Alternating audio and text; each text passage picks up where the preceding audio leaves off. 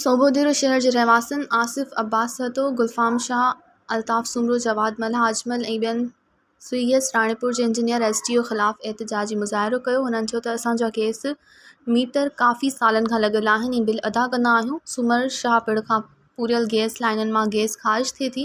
घरेलू चुल्हनि में बदबूदार पाणी अचे पियो ऐं पूरियल पाइप लाइननि मां काफ़ी दफ़ा ख़ौफ़नाक धमाका ऐं बाहियुनि जा शोला भड़कियूं थिया आहिनि। गैस अमलदार पाइप लाइनूं दुरुस्त करण बजाए असां मिसकीननि जो गैस बंदि करे छॾियो आहे।